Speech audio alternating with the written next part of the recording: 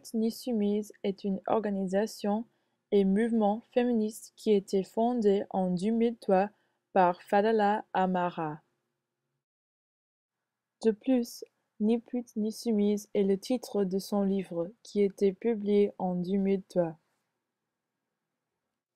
Quoique Ni pute ni soumise se proclame d'être une organisation féministe, j'ai trouvé quelques problèmes avec la rhétorique et les convictions de l'organisation. Par exemple, l'organisation et le livre blâment les hommes musulmans complètement pour la violence contre les femmes des banlieues. De plus, le mouvement condamne le voile et pense qu'il est un symbole de l'oppression des femmes. L'organisation ne considère pas qu'une femme peut être choisir de porter le voile. Donc, dans cette vidéo, je vais révéler les problèmes que j'ai trouvés avec Ni pute ni soumise.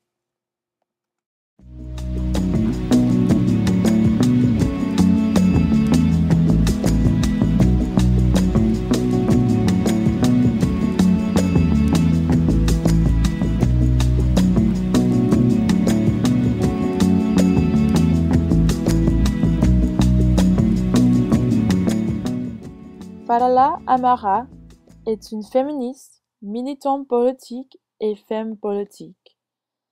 Elle est née en 1964 en Clermont-Ferrand, une ville populaire dans le centre de la France.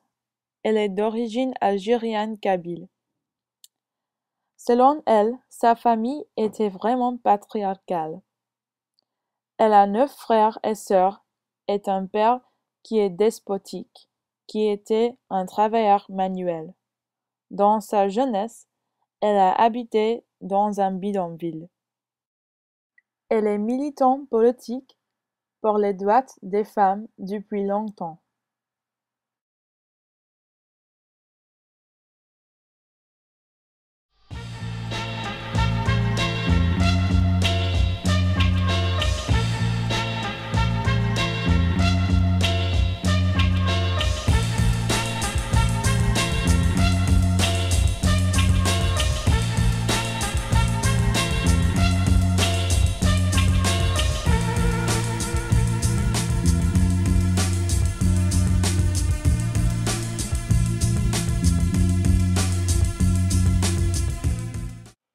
En 1989, quand elle a travaillé pour la maison de potes à Clermont-Ferrand, elle a créé une commission pour les femmes pour combattre des problèmes des femmes qui habitent dans les cités de la ville.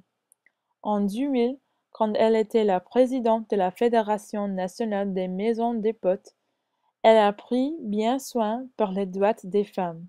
En juin 2000, elle a organisé un séminaire sur l'histoire du féminisme à la Fédération à Paris. Elle a utilisé ce séminaire pour montrer aux femmes des quartiers populaires que le féminisme était applicable à leur vie.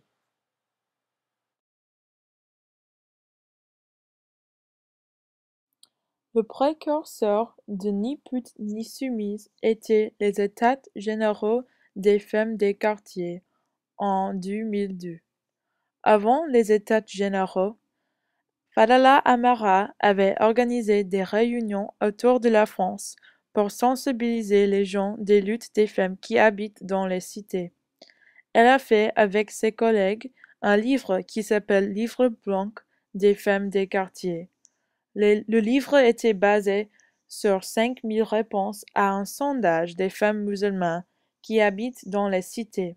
Les questions du sondage étaient sur les sujets de la violence, la sexualité, les traditions et la religion. Les états généraux des femmes des quartiers étaient le 26 à le 27 janvier 2002 à l'Université de Paris 4, la Sorbonne. C'était un débat public sur les sujets de la sexualité, la religion, est-ce qu'elle impose un handicap à l'émancipation des femmes et la vie professionnelle des femmes musulmanes.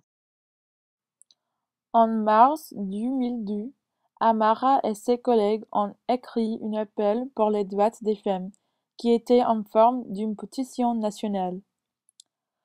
Elles ont la signée avec l'expression ni pute ni soumise. Il y avait deux événements au début des années 2000 qui, selon Amara, ont démontré le besoin par une organisation comme Ni pute ni soumise. Le premier événement était la publication du livre Dans l'enfer des tournants par Samira Belil en 2002. Le sujet du livre était la violence et le viol collectif qu'elle avait connu pendant sa jeunesse dans la banlieue. Le deuxième événement est le meurtre de Sorhan Benizan en octobre 2002.